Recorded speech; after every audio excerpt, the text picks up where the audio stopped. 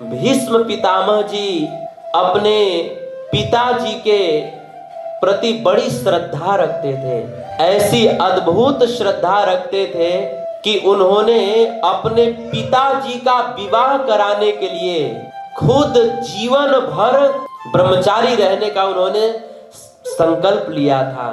महाभारत में कथा आती है, एक बार जब भीष्म जी की माँ गंगा जी शांतनु जी को छोड़कर चली गईं, शांतनु जी बड़े दुखी रहने लगे।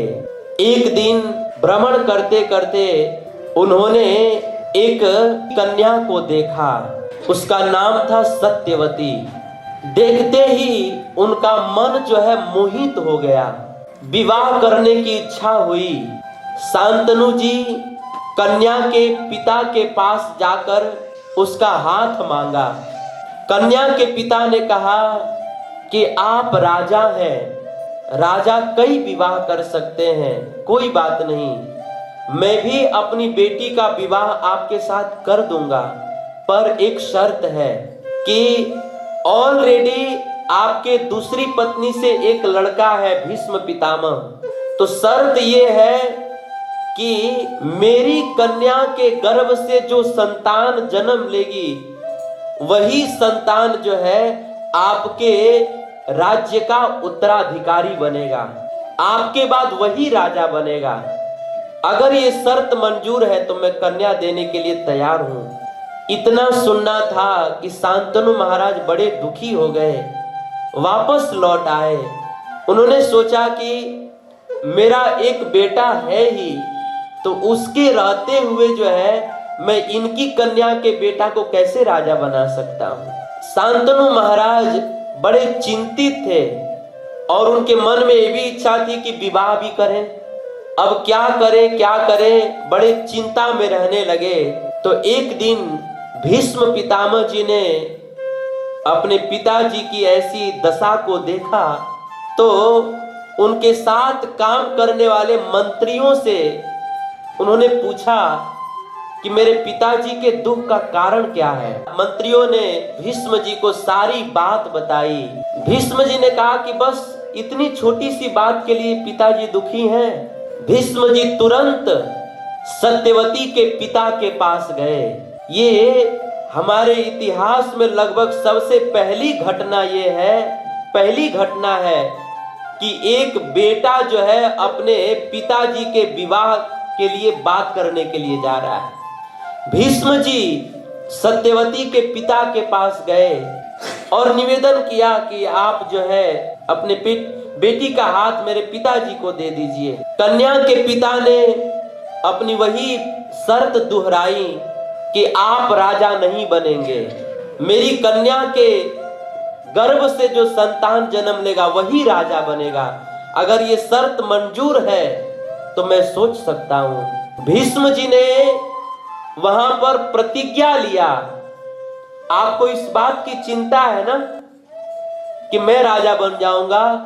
मैं आज आपके सामने प्रतिज्ञा लेता हूं कि मैं जो है पूरा जीवन भर मैं अपने पिता का राज्य स्वीकार ही नहीं करूंगा, ये मैं प्रतिज्ञा लेता हूं।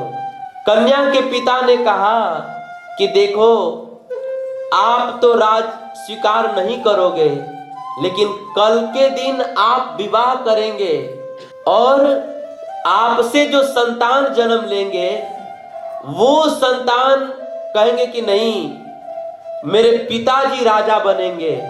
तब क्या, उसका क्या? आप तो मान लीजिए कह रहे हैं कि आप राज स्वीकार नहीं करेंगे, लेकिन आपने विवाह किया, आपके बच्चे हो गए, तो वो लोग जो है कहेंगे कि नहीं, मेरे पिताजी ही राजा बनना चाहिए। तो इसका समाधान क्या है? भीष्म जी ने तुरंत दूसरी प्रतिज्ञा लिया कि आपको इसी बात का भय है ना कि मैं विवाह कर लूंगा तो मेरे बच्चे जो है राज्य पर अपना अधिकार जताएंगे, आपको इस बात का भय है ना। तो मैं आपके सामने दूसरी प्रतिज्ञा लेता हूं कि मैं आज से लेकर के मृत्यु पर्यंत तक जो है मैं विवाह ही नहीं करूंगा, मैं अखंड ब्रह्मचर्य व्रत का पालन करूंगा। ऐसा मैं संकल्प प्रतिज्ञा लेता हूं। भीष्म जी ने जब ये प्रतिज्ञा लिया उसी उनकी प्रतिज्ञा को सुन करके देवता लोग आकाश से फूलों की वर्षा करने लगे कि धन्य है भीष्म पितामह जो अपने पिता का विवाह कराने के लिए खुद जीवन भर ब्रह्मचारी रहने का प्रतिज्ञा ले लिए। कैसा अद्भुत त्याग। देवताओं ने पुष्प वृष्टि करके भीष्म पितामह जी की जय जयकार किया। और भीष्म जी का नाम था देवव्रत, लेकिन वो बड़ी भीषण प्रतिज्ञा लेते थे, इसीलिए उनका नाम ही पड़ गया भीष्म। इस तरह से भीष्म जी ने खुद ब्रह्मचारी रहकर अपने पिताजी का विवाह करवाया।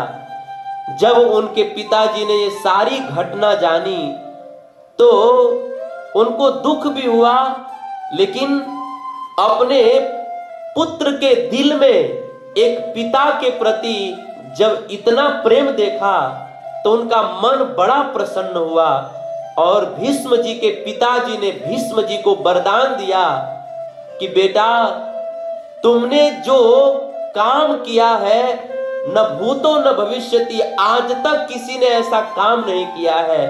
मैं तुम्हारे त्याग तपस्या से बड़ा प्रसन्न हूं। मैं तुम्हें वरदान देता हूं कि जब तक तुम्हारी इच्छा नहीं होगी तब तक साक्षात काल भी, मौत भी तुमको मार नहीं पाएगा। मैं तुम्हें वरदान दे रहा हूं, इच्छा मृत्यु का वरदान दे दिया कि जब तुम्हारी इच्छा होगी तभी जो है तुम मरोगे, नहीं तो नहीं मरोगे। तो कहने का मतलब यह है कि भीष्म पितामह जी भगवान कृष्ण के भक्त तो थे, लेकिन साथ साथ अपने पिताजी के प्रति भी बड़ी श्रद्धा रखते थे।